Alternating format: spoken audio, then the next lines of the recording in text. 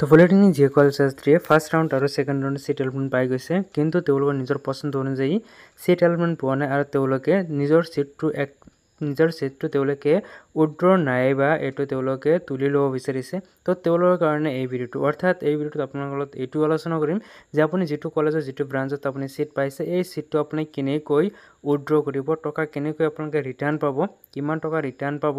যদি আপোনালোকে স্পটত এডমিশ্যন ল'ব বিচাৰিছে তেনেহ'লে কিন্তু আপোনালোকে আগৰ যদি আপুনি চিট পাইছে ফাৰ্ষ্ট ৰাউণ্ড ছেকেণ্ড ৰাউণ্ড তেনেহ'লে কিন্তু আপোনাৰ চিটটো কেঞ্চেল কৰিব লাগিব। এইটো মেণ্ডেটৰী হয়। যদি আপুনি আগতে পোৱা চিটটো যদি কেঞ্চেল নকৰে তেনেহ'লে কিন্তু আপোনালোকে স্পটত যাব নোৱাৰিব। তো এই চিট উইথড্ৰ সম্পৰ্কে কি নটিচ আহিছিল, তো গোটেইখিনি আপোনালোকৰ লগত আলোচনা কৰিম, এক্সপ্লেইন কৰিম। তো গোটেইখিনি আপোনালোকে জানিব পাৰিব এইটো ভিডিঅ'ত। তো ভিডিঅ'টো সম্পূৰ্ণ শেষলৈ চাব, সকলোখিনি আপোনালোকে বুজি পাব যে আপোনালোকে চিট উইথড্ৰটো কেনেকৈ কৰিব লাগিব, কিমান টকা ৰিটাৰ্ণ পাব, কেনেকৈ ৰিটাৰ্ণ পাব, আৰু চিটটো যদি আপুনি উইথড্ৰ নকৰে তেনেহ'লে আপুনি স্পটত যাব পাৰিব নে নোৱাৰিব। নটিচত যদি উল্লেখ কৰে তেনেহ'লে আপোনালোকে ইয়াতে চাব পাৰিব যে গুৰুত্বপূৰ্ণ এটা ডেট ইয়াতে দিয়া আছে যে 1 hour বিফৰ 17 জুলাই, অৰ্থাৎ 17 জুলাই নাইবা 17 জুলাইৰ আগত কিন্তু আপোনালোকে চিটটো কেঞ্চেল কৰিব লাগিব। চাওক, এইটো টেণ্টেটিভ ডেট হয়। এতিয়ালৈকে চিট উইথড্ৰৰ কাৰণে এক্সট্ৰা কোনো ধৰণৰ নটিচ এতিয়ালৈ দিয়া নাই। তো আপোনালোকে যদি চিটটো কেঞ্চেল কৰিব বিচাৰে তেনেহ'লে সম্ভৱ আপোনালোকে এতিয়া কেঞ্চেল কৰিব পাৰিব। ইয়াতে লিখা আছে যে উইথড্ৰ অফ চিট, অৰ্থাৎ চিটটো উইথড্ৰ কৰাৰ কাৰণে আপোনালোকে 10% আপোনালোকে ফিজটো কি হ'ব লাগিব, written by the admitted institute, অৰ্থাৎ আপোনালোকে 10% টকাটো আপুনি দিব লাগিব আৰু বাকী টকাখিনি আপোনালোকে ৰিটাৰ্ণ পাব। অৰ্থাৎ আপোনালোকে যিমান টকা পে' কৰিছিলে তাৰ 10% টকা আপুনি তাতে কাটি ল'ব, বাকীখিনি টকা আপোনালোকে ৰিটাৰ্ণ পাব। কিন্তু ইয়াতে ডেটটো কি কোৱা হৈছে যে 17 জুলাই নাইবা 17 জুলাইৰ আগত, কিন্তু এইটো টেণ্টেটিভ ডেট হয়। আপোনালোকে যদি উইথড্ৰ কৰিব বিচাৰে আপোনালোকে যিটো কলেজত আপুনি এডমিশ্যন পাইছে, আপোনাৰ ৰেচপেক্টিভ যিটো কলেজ হয় এই কলেজত এবাৰ কণ্টেক্ট কৰক বা এবাৰ যোগাযোগ কৰক যে মোৰ চিটটো মই কেঞ্চেল কৰিব বিচাৰিছোঁ, উইথড্ৰ কৰিব বিচাৰিছোঁ। উইথড্ৰ আমি কেনেকৈ কৰিম? চাওক, উইথড্ৰ কৰাৰ কাৰণে হয়তো আপোনালোকক নাইবা আপোনাক কি হ'ব, কলেজত কণ্টেক্ট কৰাৰ পিছত হয়তো এটা ফৰ্ম দিব। মই ফৰ্মৰ এটা নমুনা আপোনালোকক এটা ফৰ্মৰ নমুনা দেখাই আছোঁ। হয়তো এনেকুৱা এটা আপোনাক ফৰ্ম দিব আৰু ফৰ্মত এটা লিখা আছে যে এপ্লিকেশ্যন ফৰ চিট চাৰেণ্ডাৰ, অৰ্থাৎ চিটটো আপুনি কি কৰিব লাগিব, চাৰেণ্ডাৰ কৰিব লাগিব, আপুনি উইথড্ৰ কৰিব লাগিব। ইয়াতে লিখা আছে যে I submit that I want to withdraw my admission, ইয়াতে কিন্তু লিখা আছে, এইখিনি লিখা আছে। তো আপোনালোকে এইখিনি পঢ়ি চাব পাৰে যে কি লিখা আছে। তো চাওক, এইখিনি কিন্তু যিসকলে উইথড্ৰ কৰিব বিচাৰে তেওঁলোকে ৰেচপেক্টিভ কলেজত ফাৰ্ষ্ট যোগাযোগ কৰিব লাগিব। এই ফৰ্মটো দিব পাৰে নাইবা এইটো ৰিলেটেড আপোনালোকক ফৰ্ম দিব পাৰে। আপুনি যিটো ফৰ্ম দিয়ে বা আপোনাক যেনেকুৱা কাম কৰিবলৈ দিয়ে আপুনি সেইমতে প্ৰচেছ কৰিলে আপোনাৰ চিটটো কি হ'ব, উইথড্ৰ হ'ব। আৰু চিট উইথড্ৰ হ'লেহে আপুনি স্পটত কিন্তু পাৰ্টিচিপেট কৰিব পাৰিব, নহ'লে কিন্তু আপোনাক পাৰ্টিচিপেট কৰিব নোৱাৰিব।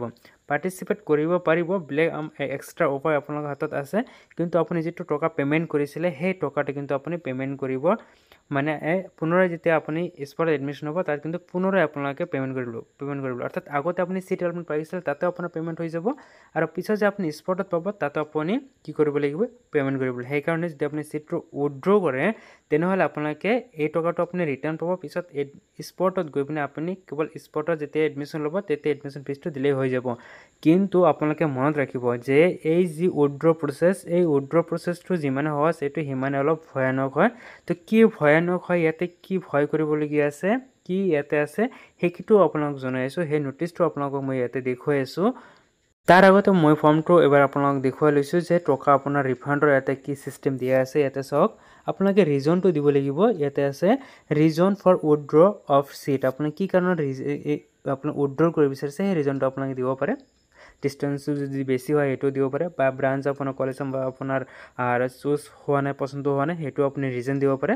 ইয়াত চাওক যে দিয়া আছে ডিটেইলছ অফ এডমিশ্যন ফিজ ডিপজিটেড, তো আপোনালোকে কি মোডত আপোনাৰ ডিপজিট কৰিছে সেইটো দিব লাগিব। যে এডমিশ্যন অফ ফি ডিপজিটেড, এইটো ৰিচিপ্ট নাম্বাৰ আপোনালোকে ডেটবিলাক আপোনালোকে দিব লাগিব। কিন্তু ইয়াতে দিয়া আছে name on which refund of fee, অৰ্থাৎ যিটো নামত আপুনি ৰিফাণ্ড ল'ব বিচাৰিছে তাৰ নামটো দিব লাগিব। ইয়াতে বেংকৰ ডিটেইলছখিনি আপোনাৰ তথ্য দিব লাগিব। আপোনাৰ পাছবুক নাইবা কেঞ্চেল চেকবুক আপোনালোকে এটাচ কৰি দিব লাগিব, তেতিয়া আপোনাৰ পইচাটো কি হ'ব, ৰিটাৰ্ণ পাই যাব। তো এইখিনি এতিয়া আপোনাক জনাব বিচাৰিছোঁ যে আপুনি সেই চিটটো কেঞ্চেল কৰিব, এইক্ষেত্ৰত আপোনাৰ ৰিস্ক ল'ব লাগিব। আপুনি ৰিস্ক এইটোৱে ল'ব লাগিব যে স্পটত আপুনি চিটটো যদি নাপায় তেনেহ'লে আগৰ চিটত আমি কেঞ্চেল নাইবা আমি ঘূৰি আহিব নোৱাৰি। সেইটো আপোনালোকক মই দেখুৱাইছোঁ এই নটিচটো।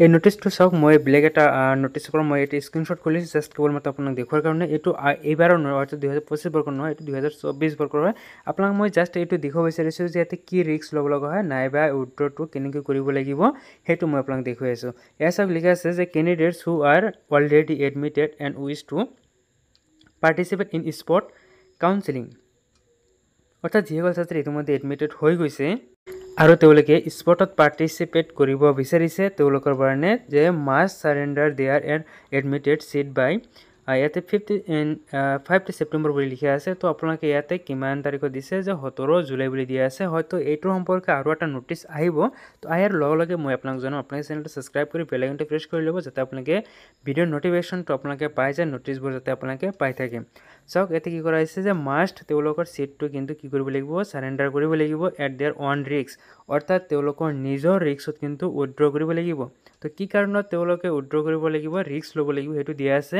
দে must submit a declaration that they will not claim their previous seat back অৰ্থাৎ তেওঁ কৈছে যে যদি তেওঁলোকে সিট নাপায় তেনেহ'লে কিন্তু তেওঁৰ আগৰ সিটত অৰ্থাৎ প্ৰিভিয়াছ যিটো এলটমেণ্ট পাইছে সেইটোত কিন্তু কোনো ধৰণৰ ক্লেইম কৰিব নোৱাৰিব ইয়াৰ পিছত লিখা আছে the DTE will not be responsible if the candidate does not secure admission in the sport round অৰ্থাৎ স্পট ৰাউণ্ডত যদি তেওঁ সিট নাপায় নাইবা সিকিউৰ নহয় তেনেহ'লে কিন্তু তেওঁ আগতে যিটো সিট এলটমেণ্ট পাইছে সেইটো লৈ কিন্তু তেওঁ ঘূৰাই আহিব নোৱাৰে অৰ্থাৎ ছাত্ৰজনে কিন্তু পুনৰাই সেই সিটত যাব নোৱাৰে এইটোৰ কাৰণে কিন্তু DTE কোনো ধৰণৰ ৰেছপন্সিবিলিটি নহয় অৰ্থাৎ কোনো ধৰণৰ তেওঁলোকে দায়বদ্ধ নহ'ব তেওঁলোকৰ কোনো ৰিস্ক নাথাকিব সম্পূৰ্ণৰূপে ছাত্ৰজনৰ নাইবা আপোনাৰ নিজৰ ৰিস্কত থাকিব যদি আপুনি স্পটত সিট নাপায় আপুনি কত ক্লেইম কৰিব নোৱাৰে কত আপুনি এপ্লিকেশ্যন নাইবা আবেদন কৰিব নোৱাৰিব যে মোক আগতে পোৱা সিটটো ঘূৰাই দিব লাগে তো আশা কৰোঁ আপোনালোকে এই স্পট এডমিশ্যনৰ গোটেইখিনি আপোনালোকে ৰুলছ ৰেগুলেশ্যনটো বুজি পাইছে